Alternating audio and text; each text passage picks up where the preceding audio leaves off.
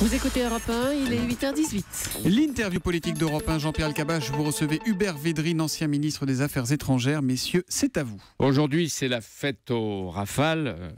Hubert Védrine, vous n'êtes pas pilote de Rafale, mais demain à Riyad, l'Arabie Saoudite accueille les monarchies arabes sunnites du Golfe, plus pour la première fois un chef d'État occidental, François Hollande.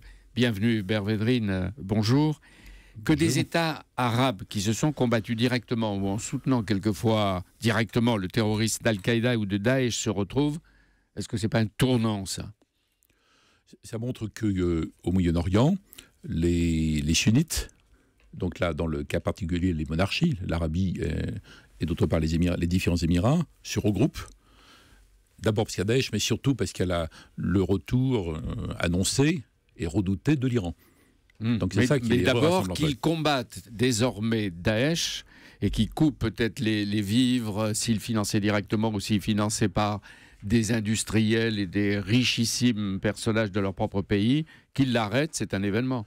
Non, mais c'est pas d'abord ça, en fait. Ce qui se passe sur le plan des plaques tectoniques, c'est que comme le retour de l'Iran est inévitable, je ne sais pas si Obama va y arriver au mois de juin, malgré des oppositions multiples. On va en parler. Non, mais c'est lié. C'est ça qui justifie le rassemblement entre les différents... Il y a évidemment Daesh, parce qu'ils ont, au fond, fermé les yeux sur des financements, pas tellement publics, mais plutôt privés, les grandes familles, etc. Et ils ont créé une sorte de Frankenstein, qui est Daesh, donc il faut qu'ils s'organisent pour le juguler. Et il faudrait y arriver sans que ça augmente le poids de l'Iran.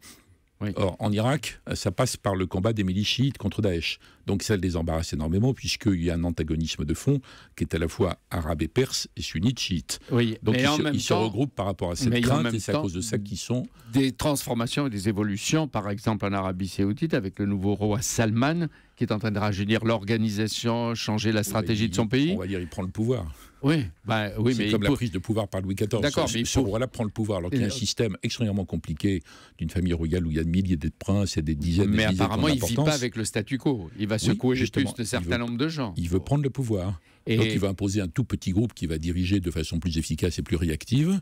Il y a énormément de princes qui vont être mécontents, furieux, qui le sont déjà, mais qui sans doute n'auront pas changé ça. Mais ça ne change pas le raisonnement stratégique, parce qu'ils ont la même attitude et par rapport à l'Iran. Même le rapprochement avec le Qatar, Hubert Védrine, le rapprochement avec le Qatar, qui est lui aussi dirigé par le fils de l'ancien émir. Non, le Qatar a été obligé de rentrer dans le rang, en réalité. Ce n'est pas le rapprochement. L'ancien émir et l'ancien Premier ministre du Qatar avaient une politique personnelle, très offensive, un peu matamor en quelque sorte. Ça finit par gêner l'ensemble des autres, et en plus ils étaient en désaccord sur le genre d'islamisme qu'il fallait soutenir, et dans les deux cas ça s'est retourné contre eux, donc c'était apprenti sorcier dans les deux cas. Donc ça s'est conclu par l'abdication de l'ancien émir, et le jeune émir est beaucoup plus arrangeant, beaucoup plus coulant. C'est-à-dire qu'il tient compte des réalités. Puis il y a aussi autre chose. Donc leadership saoudien. L'Égypte du président Al-Sisi, l'ennemi à mort des frères musulmans à qui le montre. Il y a une querelle chez les sunnites qui ont joué avec certains extrémistes, mais pas toujours les mêmes. Et il y a un désaccord très violent sur est-ce que les frères musulmans sont une partie de la solution ou est-ce qu'il faut les éradiquer absolument. Donc Sisi a pris une position vigoureuse, après avoir pris le pouvoir dans une sorte de semi-putsch, mais surtout une sorte de révolte de l'ensemble de la population par rapport à ça. Fait élire mais comme c'est ça. moins important. Vous voyez, le fait qu'ils se réunissent, mais là il n'y a pas l'Égypte dans la réunion de la péninsule arabique. Le fait qu'ils se réunissent, c'est que pour eux, ils ont encore plus peur du retour programmé de l'Iran. C'est ça qui les rassemble, en fait. Vous êtes comme eux, vous êtes obsédés par l'Iran. Mais non, vous n'avez pas tort, on va en parler dans un instant. Et au milieu mais de c'est tout plus ça, fort que les divergences que vous énumérez, en fait. C'est pour ça qu'ils se regroupent malgré tout. Oui, mais ils se regroupent quand même. C'est le fait nouveau. Ils sont en train de se regrouper parce qu'ils voudraient essayer de ralentir ou d'encadrer le retour de l'Iran. C'est pour ça qu'ils aiment tellement la position française actuelle. Voilà. Et alors, à Riyad, l'honneur fait à François Hollande d'être le premier dirigeant occidental à participer à un sommet des monarchies depuis sa création il y a 34 ans. Est-ce que c'est la politique arabe traditionnelle de la France depuis De Gaulle qui vaut ainsi ce privilège, ou qui est récompensé? Ça n'a plus rien à voir, c'est pas un privilège, c'est une conjoncture particulière. C'est que les Saoudiens et les Émirats en veulent beaucoup à Obama de la façon dont il a laissé tomber Moubarak au début du pseudo-printemps arabe, et ils redoutent énormément le retour de l'Iran qui se fera de toute façon, pas forcément en juin, je ne sais pas, je n'ai pas tous les éléments de la négociation. Donc ils essaient de s'organiser contre ça, soit pour ralentir, soit peut-être pour empêcher, à ce moment-là, ils sont comme le Congrès américain ou comme le... Mais pourquoi François Hollande? Pourquoi le français? Parce que la France est le pays occidental le plus, comment dire, Celui qui est le plus réservé à l'égard de l'Iran. Le plus méfiant par rapport à l'Iran et donc le plus exigeant. Avec raison quant à ou pas l'accord. Avec raison ou pas Ça dépendra de l'issue. Ouais. Si ça aboutit à faire un accord encore meilleur, plus contrôlable, etc., ça aurait été bien. On ne peut pas dire encore. En tout cas, les Saoudiens et les autres trouvent ça formidable et ils profitent de cette position. Donc ils invitent le président du pays le plus réticent et le plus méfiant par rapport à cet accord avant d'aller aux États-Unis. Parce que l'élément clé du calendrier. La semaine prochaine, non pas à la Maison-Blanche, mais à Washington en tout cas. À Camp David. Ils sont invités à Camp David par le président Obama, tous. Donc ils se concertent avant d'y aller. Ben oui, ils ont peut-être raison, c'est de la rationalité qui leur paraît être, en tout cas conjoncturellement, comme une sorte d'allié. Et alors, Barack Obama veut rassurer peut-être et se rabibocher avec ses alliés arabes fâchés. Et là, apparemment, il a du mal. Mais est-ce que vous croyez, il n'a pas ça rabibocher. Il est le président des États-Unis. Il va leur dire voilà pourquoi je fais ça. Si on n'a pas cette politique par rapport à l'Iran, on retombe dans la situation d'avant, des sanctions qui n'arrivent pas à stopper l'effort iranien. Donc il ne croit pas lui aussi au statu quo. Non, bien sûr que non. Et alors, Obama, il a une politique dynamique dans l'affaire de l'Iran. Est-ce qu'on est sûr que... Russie, d'ailleurs, c'est colossal, s'il réussit. Oui. Ça éclaire toute sa présidence, s'il réussit.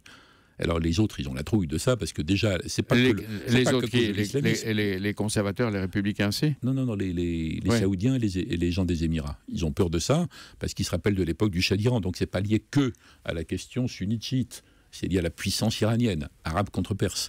Donc il voudrait ralentir ça, peut-être demander des compensations à Obama, d'une façon ou d'une autre, en termes de sécurité, en termes de réassurance. Est-ce qu'on est sûr que l'Iran des ayatollahs tiendra ses promesses et ne créera jamais un arsenal nucléaire, militaire, et surtout qu'il ne s'en servira pas pour de guerre? Est-ce que Obama pense qu'il n'y aura jamais de guerre avec l'Iran?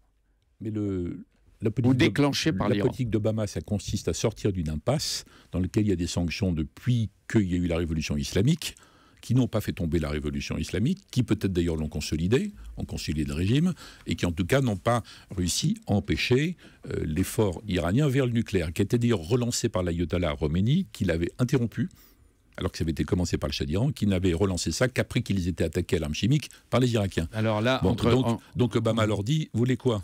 Vous voulez pas de l'accord?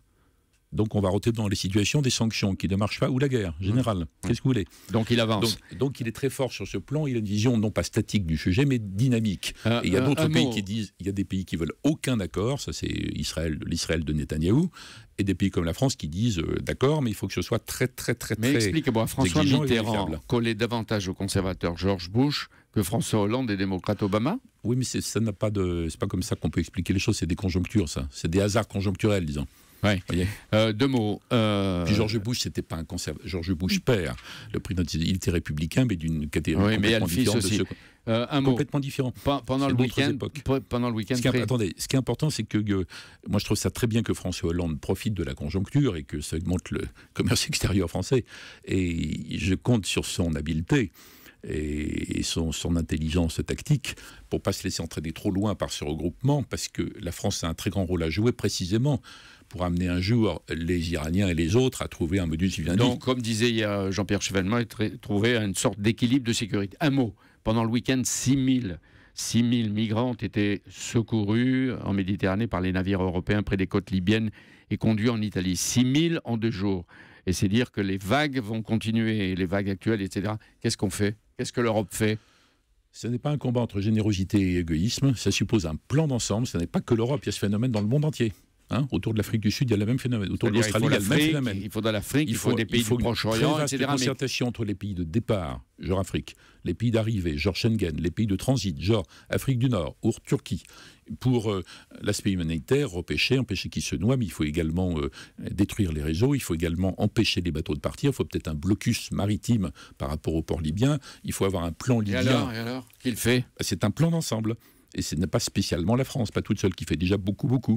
Un plan d'ensemble. Mais il n'y a pas les généreux et les égoïstes les uns contre les autres, sinon ça ne marchera pas. Merci de ce réalisme. Merci Hubert Védrine d'être venu en direct sur Europe 1 ce matin. Demain, c'est la ministre de l'Éducation nationale, Najat Vallaud-Belkacem, qui sera votre invité, Jean-Pierre, à 8h20 pour l'interview politique d'Europe 1.